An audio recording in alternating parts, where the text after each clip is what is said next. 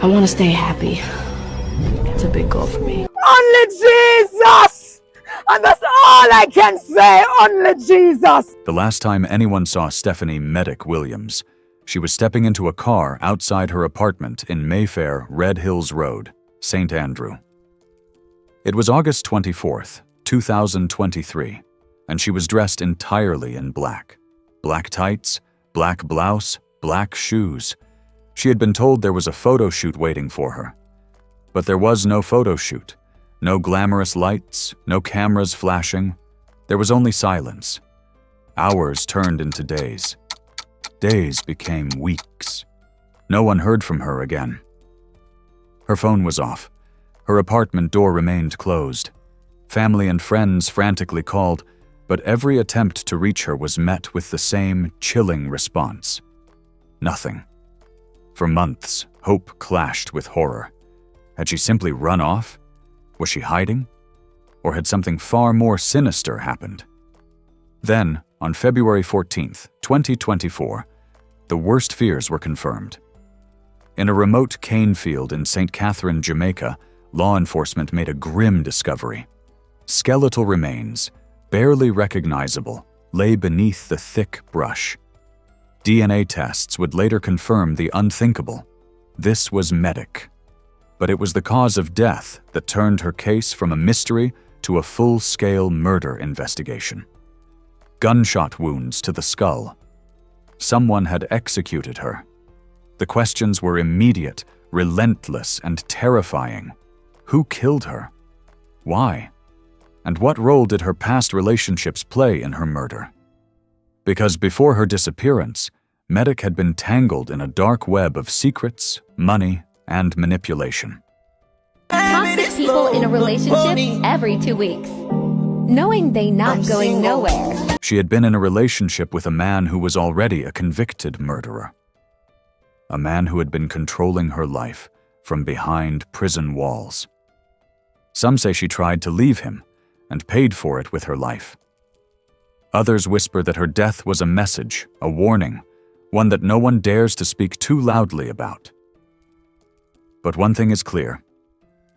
Someone wanted her gone, and they made sure she would never return. Welcome to Unheard Crimes Corner, where we bring you the stories that demand to be told.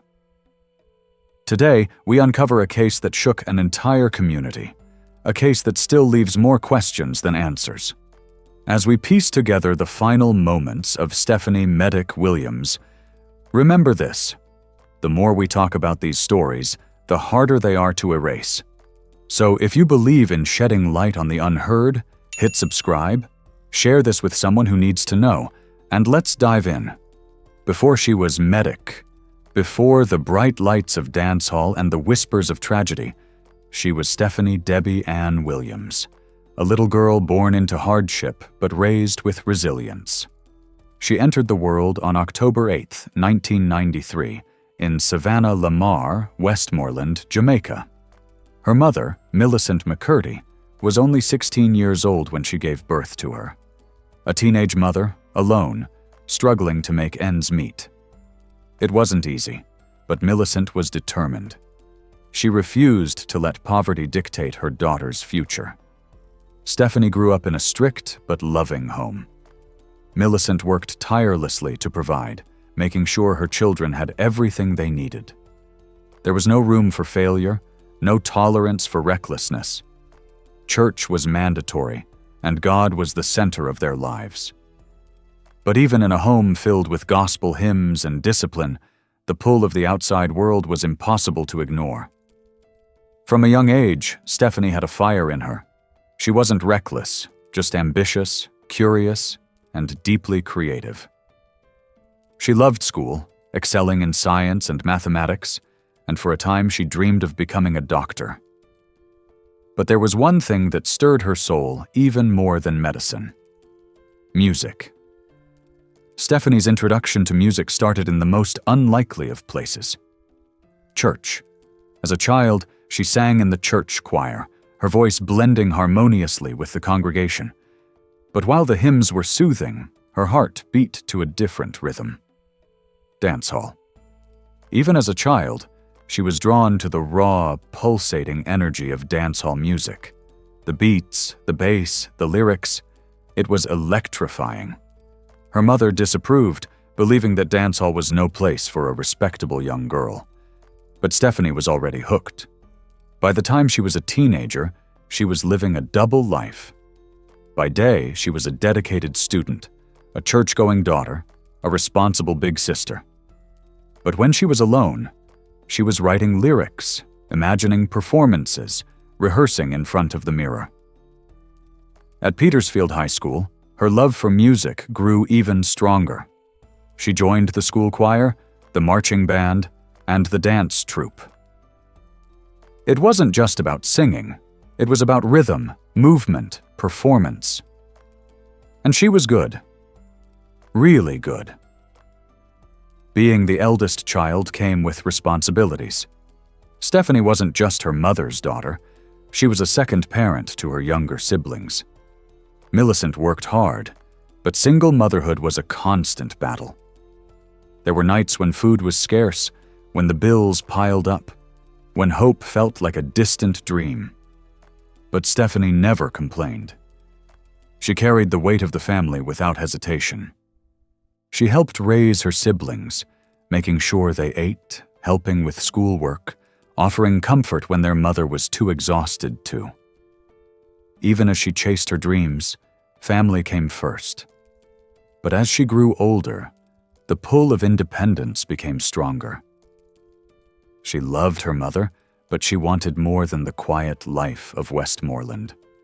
She wanted to break free, to carve out her own destiny. After high school, Stephanie took a major step toward her future. She enrolled in nursing school. At first, it seemed like the perfect fit. She loved science, she was great at helping people, and the medical field promised stability. But something felt off. The classroom was suffocating. The textbooks, the exams, the routine. It wasn't her. Her heart was elsewhere. By her second year of nursing school, she made a bold decision. She was going to leave and pursue music full-time. Her mother wasn't happy. After all the sacrifices, after all the hard work, her daughter was walking away from a promising career to chase something as uncertain as dancehall music. But Stephanie wasn't asking for permission. She had made up her mind. She was ready to step into the world and become Medikk. She was about to take her first steps into fame, but she had no idea that the road ahead would be lined with danger. When Stephanie Williams left nursing school behind, she wasn't just choosing music. She was choosing reinvention. She had always been talented, but raw talent wasn't enough. Dancehall was a battlefield, and if she wanted to be recognized, she had to stand out. So she created Medikk. It was more than a stage name. It was a statement, a bold, fearless alter ego that commanded attention. Her first big move came in 2017, when she released her debut single, Me Ride. It was sultry, confident, and unapologetic. A stark contrast from the girl who once sang in the church choir. And people noticed. She followed up with Money Feelings, a song that started gaining traction. Slowly but surely, she was carving out her place in the industry. Then came the collaborations. Overcome with Shane O. Boss Level with Javelani. Each track built her reputation, proving that she wasn't just another aspiring artist. She was a force to be reckoned with. But music wasn't her only passion. Medikk was more than just a singer. She was an entrepreneur. In 2019, she launched Reborn Holistic, a natural skincare and personal care brand. At first, it was small, just her making deodorants and skincare products for herself and her friends. But when she realized how much demand there was for all natural products, she turned it into a business. She was strategic. She wasn't just selling products. She was selling a lifestyle. She used her growing platform to promote her brand, and before long, her products were in some of the top pharmacies in Jamaica. She wasn't just an entertainer. She was a brand. While her business was thriving and her music career was taking off, her mother, Millicent, was growing increasingly concerned. She had always been protective of her daughter, but now that Medikk was in the public eye, she felt like she was losing control. It wasn't just about the music, it was the image. The Medikk that the world saw on social media wasn't the daughter she had raised. The tight outfits, the bold confidence, the provocative lyrics. It was all too much. Millicent prayed constantly, hoping that Stephanie would find her way back. But Medikk had already made up her mind. She loved her mother, but she wasn't a little girl anymore. By 2023, Medikk's name was buzzing in the dancehall scene. She was building a loyal fan base, performing at events, and collaborating with established artists. She had made it. But success in the music industry comes with its own dangers. The higher you climb, the more eyes are on you. The more you have, the more people want a piece of it. And not everyone in her circle had good intentions. She was about to find out the hard way. As Medikk's career soared, so did the whispers about her mysterious relationship. At first, it was just a rumor, a quiet murmur among those in the industry. But soon, it became impossible to ignore. Medikk wasn't just dating any man. She was in a relationship with a convicted murderer. His real name was Dwight White Knight Gale, and he wasn't just another name in the underworld. He was feared. White Knight had been serving a 25-year sentence for murder since 2012. He was locked up, but he still had power. His influence stretched beyond the prison walls, and somehow he had gotten his grip on Medikk. To this day, no one really knows how they met. Some say he was an early supporter of her music, funding her career from behind bars. Others believe he sought her out, drawn to her beauty and rising fame. Whatever the truth was, one thing was certain. He had her. From prison, White Knight became more than just her boyfriend. He was her road manager, her financial backer, her puppet master. He paid for her music. He controlled her schedule. He decided who she could and couldn't associate with. And she let him. People around Medikk started to worry. Why was she so secretive about him? Why did she never speak about him publicly? Why did he have so much control over her life when he was behind bars? Her mother, Millicent, had never met him. She had never even seen a photo of him. She only knew what she had been told, that he lived in England. But there were cracks in the story. She had spoken to him on the phone a few times, but something felt off. Jamaica, I've never met this man. I don't know about this man. I don't know nothing about this man. Nothing at all. And Jamaican, you who all out there saying negative, you look here, you need to leave this alone, because guess what? Let God do the final judge. You don't know me, so you don't speak negative of me, because you don't know nothing about me. You don't know who I grow my children. I suffer. I know what hungry was. Whenever she asked Medikk about him, her daughter changed the subject. It was as if she was hiding something. At first, Medikk seemed happy, but over time the control became suffocating. He became jealous, he became possessive, he became dangerous, and the people around her started to see it.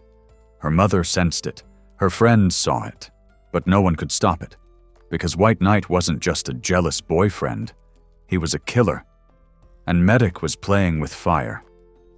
She didn't know it yet, but she was already too deep, and soon she wouldn't be able to escape. Then, in early 2023, an act of violence shook her world. Someone close to Medikk, a male friend known only as M1, was murdered. And the streets were talking. M1 wasn't just a casual friend. He and Medikk were close. Too close for White Knight's comfort. People say he was like a brother to her. Others whisper that White Knight thought otherwise. In the world of power and control, perception is everything. And in White Knight's eyes, M1 was a problem. One day, M1 was alive. The next, he was dead. Shot, killed, no witnesses, no arrests. But everyone had the same theory. White Knight had done it, not with his own hands, of course. He was still behind bars. But from his prison cell, he had the connections, the resources, the reach. He had the power to make people disappear. And people believed M1 had been his first warning. A message to Medikk, a reminder that she belonged to him. If Medikk suspected that White Knight was responsible, she never said it out loud. But after M1's death, something in her changed. She became more secretive. She became more cautious. She started pulling away just slightly, as if she knew she had made a deal with the devil and was trying to renegotiate the terms. But White Knight wasn't the kind of man you pulled away from. And Medikk had one foot in a world that wouldn't let her walk away. She didn't know it, but M1's murder was just the beginning. The next death would be her own. It was a regular day, until her phone rang. On the other end was her road manager. "Get ready for a photo shoot." It was supposed to take place in Ocho Rios. There was only one problem. Medikk didn't have a car. "I'll send someone for you." It seemed like a normal request, a routine work assignment, but something felt off. Later, her family would look back at this moment, wondering, did she hesitate? Did she have a bad feeling? Did she know that this was the ride that would take her to her death? 3 days later, on August 24th, Medikk was on the phone with her younger sister, Brittany. She was calm. Nothing seemed out of the ordinary. Then, suddenly, there was a knock at the door. Her ride had arrived. Medikk hung up, put on her all-black outfit, black tights, black blouse, black shoes, stepped outside, got into the waiting car, and vanished. At first, no one thought much of it. Maybe she was just busy. Maybe she was at the photo shoot. Maybe she'd call back soon. But then hours passed. Then a full day. Then 2 days. By day 3, her mother knew something was terribly wrong. Her calls went straight to voicemail. Her texts went unanswered. Her apartment was exactly the way she left it. Where was Medikk? Her family sprung into action. They called her friends. No one had seen her. They contacted her team. No one knew where she was. They reported her missing to the Jamaican police. Days turned into weeks. Her mother offered a reward. The family protested outside the police station, demanding answers. Social media was flooded with posts. But nothing happened. No sightings, no leads, no ransom demands, just silence. And then, a cruel twist. Weeks after her disappearance, her family received a shocking phone call. An anonymous man claimed that Medikk was still alive. He knew where she was, but there was a price. "Send 250,000 Jamaican dollars, and I'll tell you." Desperate for answers, her family paid. And then, the caller disappeared. The phone was disconnected. It had all been a scam, another dead end. But the worst was still to come. Because by then, Medikk was already dead. And in just a few months, the world would find out. The days after Medikk's disappearance stretched into weeks, and then into months. Her family refused to accept silence as an answer. Her mother, Millicent McCurdy, was the loudest voice in the fight to find her daughter. She turned to the media, to the police, to the people. "I don't know what is happening. But only Jesus. I don't know what is happening. But only Jesus. Only Jesus. And that's all I can say, only Jesus. I am not hearing nothing at all, nothing at all. No, I'm not getting no calls at all. Nobody calling me, nobody saying anything to me. Jamaica, I am desperate. I am desperate. I'm seeking you to come on board with me. She was relentless. But what she didn't expect, what no one expected, was how many obstacles they would face. This wasn't just a search for a missing woman. It became a battle against a system that seemed unwilling or unable to help. From the moment Medikk was reported missing, her family expected urgency. But they didn't get it. The police were slow to act. They retrieved security footage from Medikk's apartment complex but never shared it with the family. They identified the driver who picked her up but made no arrests. To her mother, it felt like precious time was slipping away. Why wasn't more being done? The same repeated statements came from the authorities. The investigation is ongoing. I am also aware that the public is concerned about the investigation into the disappearance of Stephanie Williams, O.C. Medikk. I just want to update the public that the investigation is actively being pursued. Some things were submitted to the lab and we are awaiting the result whilst we continue to pursue the investigation. We are confident that we'll ultimately bring this investigation to a closure. So I just want to, if I may say, bring some sense of, I don't know if it's consolation to the family or reassurance to the family and to the public that that investigation is actively being pursued and we intend to get to the bottom of this matter. But nothing changed. Medikk's case wasn't isolated. The statistics were terrifying. Over 1,100 missing person reports had been filed in Jamaica in 2023 alone. More than 20% of those cases had never been solved. The pattern was clear. People went missing, and too often, they were never found. By February 2024, nearly 6 months had passed since Medikk's disappearance. Law enforcement was conducting a routine operation in a remote area of St. Catherine, Jamaica, when they stumbled upon something gruesome. Skeletal remains. The body had been hidden in a cane field, left to decay. No ID, no immediate way to confirm who it was. But there was one chilling clue, a bullet hole in the skull. Forensic experts conducted DNA testing to identify the remains. Days later, the confirmation came. It was Stephanie Medikk Williams. She had been murdered. The missing person case was now a homicide investigation. The autopsy report was clear. Medikk hadn't died by accident. She had been shot and killed. The location of the gunshot wounds suggested execution-style murder. Her body had been dumped, abandoned in a field where no one was supposed to find her. Whoever killed her had wanted her to disappear. But now, she had been found. And the hunt for her killers was about to begin. With the discovery of Medikk's remains, the case had shifted. This was no longer a missing persons investigation. It was a murder inquiry. But while the cause of death was confirmed, gunshot wounds to the skull, the biggest question remained unanswered. Who pulled the trigger? And perhaps more importantly, who ordered the hit? From the moment Medikk went missing, one name kept coming up: White Knight. The convicted murderer, the man who had controlled her life from inside a prison cell. He had financed her career. He had isolated her from others. He had been possessive and controlling. Then there was the suspicious death of M1, the friend people believed he had ordered killed. So when Medikk disappeared, many assumed she was his next victim. But why?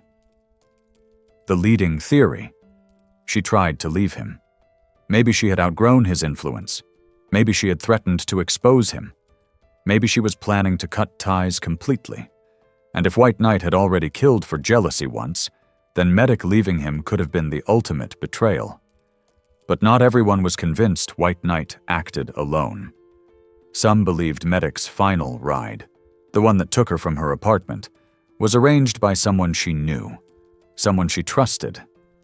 It could have been a business associate, someone tied to her music or holistic business, a friend with hidden motives, someone she had confided in, an enforcer working for White Knight, a hired hand sent to finish the job. After all, she willingly got into that car. She wasn't forced. She wasn't taken by surprise. She thought she was going to a photo shoot. Who convinced her? Some believed Medikk's murder wasn't premeditated at all. Jamaica had seen a rise in disappearances. Many women went missing, and not all were found. Could she have been targeted at random? A case of being in the wrong place at the wrong time, a robbery gone wrong, a crime of opportunity. But the execution-style killing raised doubts. A random attacker might have harmed her, but would they have disposed of her body so carefully? Would they have gone to the trouble of making her disappear for 6 months? Law enforcement wasn't dismissing any theory. They confirmed that persons of interest had been identified. But no arrests were made. No names were released. And despite their assurances, Medikk's family was still left waiting. Would there be justice? Or would this become another unsolved case, another name added to Jamaica's growing list of forgotten murders? For 6 long months, Millicent McCurdy had begged, prayed, and fought to find her daughter. Now, she had her answer. But it wasn't the one she had hoped for. There would be no joyful reunion, no relief, no miracles, only grief. Her daughter was dead, murdered. And somewhere out there, her killers were still free. On August 24th, 2024, exactly 1 year to the day Medikk went missing, her family, friends, and supporters gathered for a final farewell. The service was held at the Church of God in Savannah, Lamar, the same town where Medikk had grown up. Hundreds of people attended, including fans, industry peers, and loved ones. But the most powerful presence in the room was her mother. Millicent stood before the congregation, eyes filled with tears but her voice steady. She didn't come with anger. She didn't come with vengeance. She came with forgiveness. She turned to the crowd and made a shocking statement. She wanted Medikk's killers to come forward, not to be punished, but to be forgiven. Give your life to God. She begged them to repent, to change, to leave behind whatever path had led them to take her daughter's life. Some called it strength, some called it unimaginable grace, others called it a plea that would go unheard. Because Medikk was gone. And her killers, whoever they were, had never shown mercy. Even as she spoke of forgiveness, Millicent made one thing clear. She wanted justice. She had spent the past year demanding answers, and she wasn't stopping now. She wanted White Knight investigated. She wanted those persons of interest named. She wanted the police to stop dragging their feet. Her daughter was not just another statistic, and she refused to let Medikk's story fade away. Despite the tragedy, Medikk's impact didn't die with her. Her music still played. Her business, Reborn Holistic, was still thriving, now managed by her sister. Her story had sparked a movement. She had been silenced. But her name would never be forgotten. And as long as her mother had breath, she would keep fighting. Because Stephanie Medikk Williams deserved justice. And one day she would have it. The world is still watching. But for how long? Medikk's story isn't just another tragedy. It's a warning, a reminder, and a call to action. So tell me, do you believe justice will ever come? Drop your thoughts in the comments, and if you think this case deserves answers, don't let it fade into silence. Subscribe, share, and let's make sure Medikk's name is never forgotten.